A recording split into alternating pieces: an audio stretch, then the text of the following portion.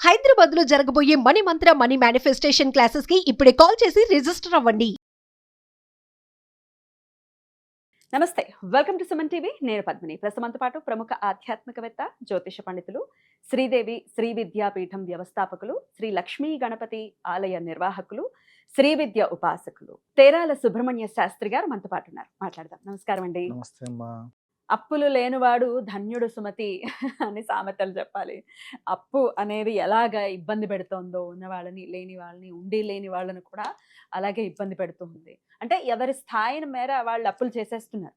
ఏమంటే నాకు ఉద్యోగం ఉంది, నెలకో ₹1,00,000 సంపాదిస్తున్నాను, అందుకని నేను ఈఎంఐలు పెట్టేసి నేను ఫోన్ కొనేసుకుంటా, లేకపోతే ఎలక్ట్రానిక్ గూడ్స్ కొనేసుకుంటాను, లేకపోతే ఇల్లు కొనేసుకుంటాను అని ఖచ్చితంగా ఆ ప్లానింగ్ చేసేసుకుంటున్నారు. ఎందుకంటే నెల తిరిగేసరికి ఇన్ని డబ్బులు వస్తాయి కదా. ఎప్పుడైనా ఏమైనా ఉద్యోగం ఏమైనా బెడిసి కొట్టే పరిస్థితి కనుక వచ్చిందో, మా బాబోయ్, ఆ కష్టాన్ని తట్టుకోవడం చాలా కాదు. ఎందుకంటే నెల తిరిగేసరికి రెడీగా ఉంటాయి ఇవి. రైట్ రైట్ మరి వీటి నుంచి బయటపడాలి అని అంటే ఏం చేయాల్సి ఉంటుంది? అప్పుల నుంచి అసలు ఈ సమస్య ఉండకూడదు మాకు అని అంటే ఏదైనా పరిహార మార్గం ఉందండి? తప్పకుండా అమ్మా.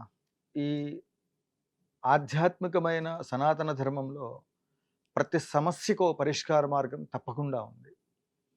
దానిని సరైన పద్ధతిలో విధి విధానముగా ఆచరిస్తే సత్వరమే ఫలితాలు మనకు లభిస్తాయి.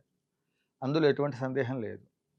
ఆర్థిక సమస్యలు అనేటువంటిది కారణం ఏమిటంటే పూర్వజన్మ కృత పుణ్య పాపముల శేష ఫలితం అనేటువంటిది చెప్పవచ్చు. ఇప్పుడు ఆర్థిక సమస్యలు కూడా పూర్వజన్మానికి ఖచ్చితంగా రిలేట్ అయ్యి.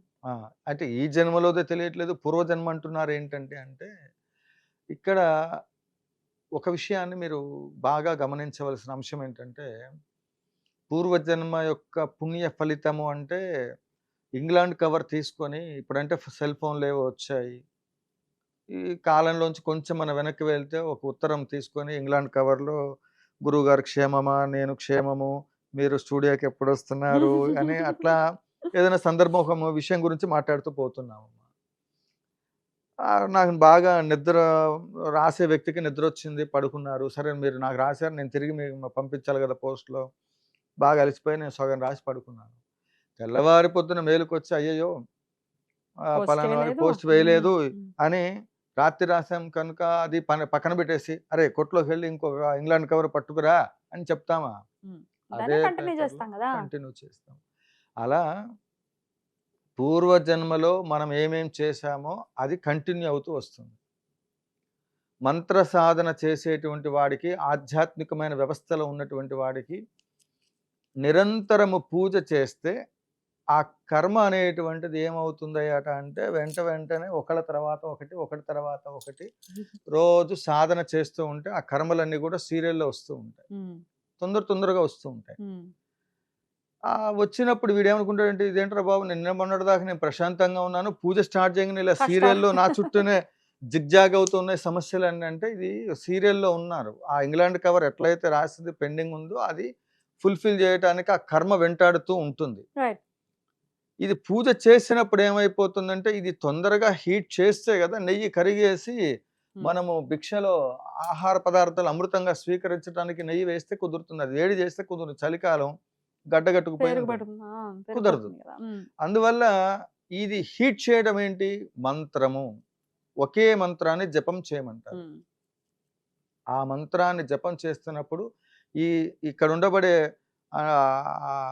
మన ట్రాఫిక్లో ఇరుక్కుని పోయినప్పుడు అది ఎట్లయితే ఒకరి తర్వాత క్యూ లైన్లో ఉన్నప్పుడు మనం ఏ విధంగా దర్శనానికి వెళ్ళినప్పుడు ఒకరి తర్వాత ఒకరు క్యూ లైన్లో వెళ్తాము, అలా ఈ కర్మ అనేటువంటిది జపం నువ్వు స్టార్ట్ చేస్తున్న కొద్దీ దాని వేగం పెరుగుతూ ఉంటుంది. అక్షర లక్షలు పోతున్న కొద్ది దగ్గరకు వస్తుంది. వీడు అసలు ఇక కూర్చోలే, వీడు జపమే చేయలేడు. ఒక 1000 చేసిన తర్వాత నుంచే వీడికి ప్రాబ్లం స్టార్ట్ అవుతుంది. ఏదో ఘటోద్గజుడు సినిమాలో వాడు బాల్ అదే అక్కడ దాన్ని చిత్రీకరించిన అంశాన్ని బట్టి చూస్తే అతను ఆ వాచ్ పెట్టుకున్న సేపు ఆ బాల్ వచ్చి తగులుతూ ఉంటుంది వారికి. సో అది కర్మ అనేటువంటిది కూడా అంతే. సో ఇక్కడ ఏంటంటే ఇది పెట్టి స్టార్ట్ చేసిన కొద్ది ఇది స్టార్ట్ అవుతూ ఉంటుంది అటాక్ అని. వీడు కూర్చొని, స్వామి మా ఇంటి వెనకాతలు ఉన్నవాడు కనీసం పిల్లికి కూడా భిక్షం పెట్టాడు, వాడేమో కోటీశ్వరుడు, ఎంగిలి చేతులతో ఇట్టన్నాడు, వాడికి అన్ని కలిసి వచ్చాయి. నేను 24 గంటలు పూజ ఇరగదీసేస్తున్నా, అసలు ఊళ్ళో ఉన్నాయి మొత్తం తెచ్చి పుస్తకాలన్నీ కూడా తెచ్చిపెట్టి పూర్వాంగం ఉత్తరాంగం మొత్తం ఏది వదలకుండా చేస్తున్నాను స్వామి, నాకు వచ్చింది మాత్రం ఇదా, వేర్ ఇస్ గాడ్, భగవంతుడు ఎక్కడున్నాడండి, మీరు భలేగున్నారు, ఏం మాట్లాడుతున్నారు అంటారు. తీరా ఈ బాల్ వస్తున్న విషయం వీడికి తెలియదు. ఎప్పుడైతే స్టార్ట్ అవుతుందో ఈ లోపు గురువు గారిని అడుగుతారు, సార్ నేను గురువు గారు, నేను ఫలానా గురువు గారి దగ్గరికి వెళ్ళా, ఇలా చెప్పాడండి, ఇలా చేశాను, వెంటనే సమస్య వచ్చింది అంటాడు. అది కరెక్ట్గా సమస్య వస్తుంది అంటేనే కరెక్ట్ వేలో వెళ్తున్నట్టు అర్థం. అర్థమా? ఓకే. అది నువ్వు దాన్ని గ్రహించుకొని ఆ గురువుని వందే గురుపదద్వందమవమానస గోచరం రక్త శుక్ల ప్రభా మిశ్రమ తర్కం బ్రహ్మానందం పరమసుఖదం కేవలం జ్ఞానమూర్తిం ద్వందాతీతం గగన సదృశ్యం తత్వమస్యాది లక్ష్యం ఏకం నిత్యం విమలమతరం సర్వాది సాక్షిభూతం భావాతీతం త్రిగుణరహితం సద్గురుం తం నమామి అని చెప్పాం. ఇక గురువే సర్వస్వం అన్నాం. కానీ ఇక్కడ వీడేం చేస్తాడంటే ఆయన చెప్పిన మంత్రం కరెక్ట్ అవునో కాదు, ఇది రిజల్ట్ రాలా, మొక్క వేశాం, ఇంట్లో బోర్లో ఉన్న నీళ్లు మొత్తం దాని మీదనే పోద్దాం, తెల్లారి పాటికల మహావృక్షం అవుతుంది అన్నట్టుగా గురువు గారు చెప్పారు కాబట్టి దాని నియమాలన్నిటినీ పాటించకుండా ఇష్టం వచ్చినట్టు చేస్తూ ఉంటాడు. అది రిజల్ట్ స్టార్ట్ అవుతుంది. ఎట్ట చేసినా గురువు గారు ఉన్నారు కాబట్టి వాడు ఎలా చేసినా పలుకుతూ ఉంటుంది, కర్మ కరుగుతూ ఉంటుంది. ఈ కరుగుతున్న టైంలో వీడు డెక్స్ట్రోజ్ బాటిల్ బలానికి డాక్టర్ గారు ఎక్కించినప్పుడు బాగా వేగంగా స్పీడ్గా ఎక్కిస్తే చలి వణుకొచ్చేస్తున్నాను. దానికి ఒక పద్ధతి నియమం చెప్పారు, అది చెయ్యడు వీడు. కొన్ని రకాల సందర్భాల్లో ఈ కర్మ అనేటువంటిది ఎప్పుడైతే వెంటబడుతూ ఉంటుందో ఇంకొక గురువుని ఆశ్రయిస్తాడు, అప్పుడు బ్రహ్మహత్యా దోషం వస్తుంది. గురువుని ఒక గురువుని నిందించి ఆ గురువుకు తెలియకుండా ఇంకొక గురువుని ఆశ్రయించడం తప్పు. ఆ మంత్రం చెప్పిన తర్వాత ఆ గురువే నీకు మరొక జన్మని ప్రసాదింప చేస్తున్నాడు. నీ కర్మనన్నిటినీ కూడా తల్లిదండ్రుల ద్వారా పూర్వజన్మ నుంచి అనేక జన్మల నుండి ఇటు 7 తరాలని అటు 7 తరాలని కూడా ఉద్ధరింపజేసే విధంగా ఒక మంత్ర సాధన నీకు చెప్పి చేయమన్నప్పుడు అందులో సమస్యలు వస్తున్నాయనో ఇంకోటి వస్తున్నాయనో భయపడిపోయి సాధన చేయరు. మరి భయపడకపోతే ఏమైపోతుంది, ఆ ఇంగ్లాండ్ కవర్ పెండింగ్ ఏదైతే ఉందో ఇంకొక జన్మ ఈఎంఐ ఒక 3 నెలల్లో కట్టాలని కొంతమంది రొటేషన్ ఇంట్రెస్ట్ వ్యాపారం చేస్తూ ఉంటారు. సంవత్సరంలో కట్టాలని ఉంటుంది, ఇంత కాల పరిమితి పెట్టుకుంటాము, ఆ కాల పరిమితిలోపు ఇంట్రెస్ట్ అవన్నీ ఈ లోపు కట్టాలనేది ఉంటుంది. అది కట్టకపోతే దాని యొక్క పరిస్థితులు ఎలా ఉంటాయో, ఈఎంఐ నెలలా కడతావా ఒకేసారి కడతావా నీ ఇష్టం. ఇప్పుడు నీవు సృష్టించుకునే సంపద జపసాధన వల్ల నీ కర్మ తొలుగుతుంది.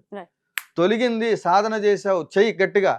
మరి నాకు వచ్చిన సమస్యలకి ఇంకోడు తట్టుకోలేడు. స్వర్ణాలయం దాకా రాగలిగాము ఇక్కడ అంటే ఎన్ని రకాల టాస్కులు ఈ శరీరం మీద పడి ఉంటాయి, వాటన్నిటిని ఎట్లా బ్యాలెన్స్ చేసుకోగలుగుతున్నామంటే గురుపాదములను వదలకూడదు. ఒక్కోసారి గురు శిష్యుల మధ్య కూడా ఈ కర్మ, అబ్బా వీడు ఫలానా వాడు షూరిటీ వచ్చాడా, వీడిని ఏదో ఇబ్బంది పెట్టాలనుకున్నాం, వీడిని ఏదో చేద్దాం అనుకుంటే వాడు వచ్చి అడ్డుపడ్డాడు అంటాడు.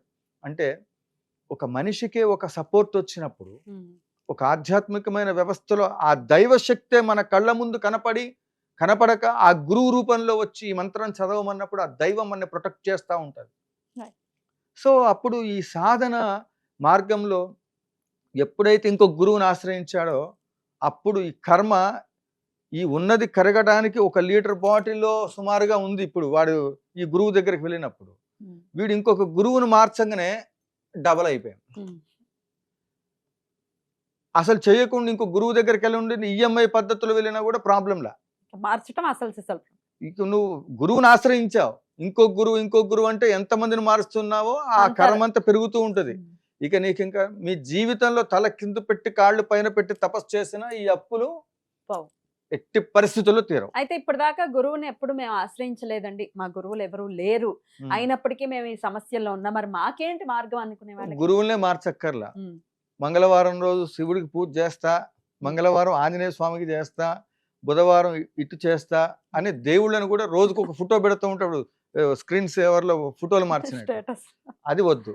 నీ కుల ఆచారం మీ పెద్దలు ఏం చేశారు అది చెయ్యాలి. చేస్తే ఇప్పుడు ఈ చెప్పిన పద్ధతుల్లో వీటి లోపాలు లేకుండా దేవతా చిత్రాలను మార్చకూడదు, గురువులు మార్చకూడదు. మీ ఇంటి ఇలవేల్పు దగ్గరికి ఖచ్చితంగా వెళ్ళాలి. తిరుపతి వీరభద్రుడా, అన్నవరం సత్యనారాయణ స్వామి, అది చేయాలి. పితృదేవతలకు సంబంధించినవి మీ వంశంలో కరెక్ట్గా తద్దినాలు అవన్నీ జరుగుతున్నాయా లేవా, పితృతృప్తి అనేది చూడాలి. మకర సంక్రాంతి, దీపావళి, దసరా అప్పుడు పెద్దలకు బట్టలు పెడుతున్నారా లేదా, ఇవన్నీ చూడాలి. ఇవి కాక ఇవన్నీ కరెక్ట్ గానే చేస్తున్నాం గురుగారు, అయినా అయినా కూడా రోజు మీరు చెప్పిన సాధన చేస్తూనే ఉన్నాం, ఈ హీట్ ఎక్కువైపోయింది, ఈ ప్రాబ్లమ్స్ తగ్గట్లేదు అంటే మీరు చేయవలసింది ఒకటే, మీ శరీరం మొత్తం, ఈ ఆత్మ శరీరం ఈ రెండు శుద్ధి జరగాలి కాబట్టి తిరుమల వెళ్ళి కలియుగ ప్రత్యక్ష దైవం కోనేరులో స్నానం చేయండి. చేసేసి మీ శరీరం మొత్తం ఎంత బరువు ఉందో మీ పుట్టిన రోజు లేదా డేటు లేదా మీరు పుట్టిన నక్షత్రం రోజున తిరుపతికి వెళ్ళి తులాభారం అని ఉంటుంది, బెల్లం చక్కగా ఎన్నెన్నో చేయమని నేను చెప్పట్లా, మీకు చేతనే దాంట్లో ఆ తులాభారం కింద అవి కూడా ఇవ్వడానికి కూడా నా దగ్గర డబ్బులు లేవు బెల్లం ఇవ్వడానికి అనుకుంటే లేదు. ఈ నిమిషం నేను వెంకటేశ్వర స్వామి వారు కొడుకుని అనుకోండి, లేకపోతే మై ఫాదర్ బాలాజీ అనుకోండి, నా తండ్రి వెంకటేశ్వర స్వామి, నేను ఆయన కొడుకుని, మా నాన్నగారే చూసుకుంటారు నా బాధ్యత అని ఆయనకు మీరు దత్తత వెళ్ళండి. మీ కుటుంబం మొత్తం ఆయన పిల్లలుగా మనస్ఫూర్తిగా కళ్ళు మూసుకొని ఏడుకొండలవాడ వెంకటరమణ గోవింద, ఆపదముక్కులవాడ అనాథరక్షక గోవింద అని మీరు తిరుమల తిరుపతి వెంకటేశ్వర స్వామి వారికి ముడుపు కట్టి, ఇకపోతే చాలా మంది ఏం చేస్తూ ఉంటారంటే తిరుమల కొండపైకి వెళ్ళి ఒక్కొక్క రాయి పెట్టి వస్తుంటారు ప్రతి గుళ్ళో, ఇల్లు కట్టడం డాబా మీద, కానీ తప్పు అది. సరే ఓకే భావన, కానీ మీరు చేయాల్సింది ఏంటంటే తిరుపతి వెళ్ళినప్పుడు అది విశేషమైన పుణ్యక్షేత్రం, అక్కడి నుంచి కాస్తంత మట్టి లేదా అక్కడి నుంచి ఒక రాయి, స్వామి నీ రూపంగా నేను తెచ్చుకుంటున్నా, ఆ స్థలంలో ఉండబడే అట్లని చెప్పి గుట్ట మొత్తం తవ్వారు మీరు ఆ పని చేయకండి. అంటే ఆ ప్రసిద్ధ క్షేత్రాల్లో ఉండబడే ఆ మట్టి కొంత ఒక రేణువు కూడా మీ ఇంట్లో పెట్టుకొని చూడండి, అప్పులు ఖచ్చితంగా తీరుతాయి. లక్ష్మీదేవి అక్కడ స్థిర నివాసంగా ఉంది, అందువల్ల ఆయన ఒక అనుగ్రహం, అరే వీడు భక్తితో నేను తిరిగిన ప్రదేశంలో కాలి ధూళిని కూడా, అంటే గురు పాద ధూళే గొప్ప విషయమైనప్పుడు ఆ సాక్షాత్ ఆయన ఒక అనుగ్రహం. ఏమండి ఎన్నో జీవకోటిలో ఆ తిరుమల కొండపైన అక్కడ స్వామివారు ఉన్నారని, శ్రీశైలం కొండ మీద ద్వాదశ జ్యోతిర్లింగాలు అనేక ప్రాంతాలు, ఇవన్నీ మనం భగవంతుడు అన్వేషణ చేసుకుంటూ ఋషులు వెళ్ళారు. మనం చేతనైనంత వరకు ఇవి చేస్తూ స్వామివారికి దండం పెట్టుకొని చేయండి. అతి శీఘ్రంగా ఇంట్లో చేసుకునే రెమెడీ ఏంటంటే ఉసిరిక పొడి, జాజికాయ, జాపత్రి, కుంకుమ పువ్వు, యాలకులు, ఇవన్నీ కూడా విశేషమైన సుగంధ ద్రవ్యాలు కలుపుకొని ఆ రోజు స్నానం చేస్తే ఉసిరికాయలకి శంకర భగవత్పాదుల వారు ఒక బ్రాహ్మణుడికి కలిగించినటువంటి ఒక ఐశ్వర్యం, అది బంగారపు ఉసిరికలుగా మారింది కనుక ఉసిరిక పొడితో కనుక స్నానం చేస్తే అది తల్లిదండ్రి ఉన్నటువంటి వాళ్ళు చేయకూడదు, లేని వాళ్ళు చేయాలి. ఎవరో ఒకళ్ళు ఉంటే చేయొచ్చు, తండ్రి లేరండి తల్లి ఉన్నారు చేయొచ్చు. సో పితృకార్యం చేసిన వాడు చేయాలి. ఇక మిగిలిన వాళ్ళు ఏం చేయాలంటే పచ్చకర్పూరము, పసుపు, ఉసిరికాయను తీసేసి సుగంధ ద్రవ్యాలు, శుక్రుడికి ఇష్టమైనటువంటిది పర్ఫ్యూమ్స్, అవి వాడుకున్నట్లయితే శుక్ర అనుగ్రహం లభించినట్లయితే లక్ష్మీ అనుగ్రహం కూడా లభిస్తుంది. లక్ష్మీ అష్టోత్తరం ప్రతిరోజు, కనకదారస్థ స్తోత్ర పఠనం ఇవన్నీ కూడా చేస్తున్నట్లయితే తప్పకుండా ఉంటుంది. మీరు ఎవరికైనా ఇవేవి కూడా చేత కాదు గురువు గారు అంటే, ఇప్పుడు మనం యాగం చేస్తున్నాం కదా, మీరు ఊరికనే మీ సమస్యలు వాట్సాప్ చేయండి, ఉచితంగా నేను మీ పేరుతో గోత్రనామార్చన చేస్తా. మీరు అభివృద్ధిలోకి వచ్చాక స్వర్ణాలయానికి ₹1 అయినా మీ సహాయం చేయండి. అద్భుతం, ఇంతకన్నా ఎవరు చెప్తారండి. రెగ్యులర్ గా మీ పేరుతో గుడి పూర్తయ్యేంత వరకు స్వర్ణాలయంలో మీ పేరుతో ఉచితంగా గోత్రనామార్చన సంకల్పం ప్రతిరోజు వేద పండితులు పెట్టి చేయిస్తారు. మహద్భాగ్యం ఇది, ఇంతకన్నా ఎవరు ఏమి చేయలేకపోతే కూడా అది చేద్దాం. చాలా ఈ ప్రశ్న ఎందుకు అడిగానో నేను నాకు తెలియదు కానీ చాలా మందికి ఉపయోగపడుతుంది. చాలా వేల ధన్యవాదాలు. థ్యాంక్ యూ అండి. నమస్తే. కామాక్షి.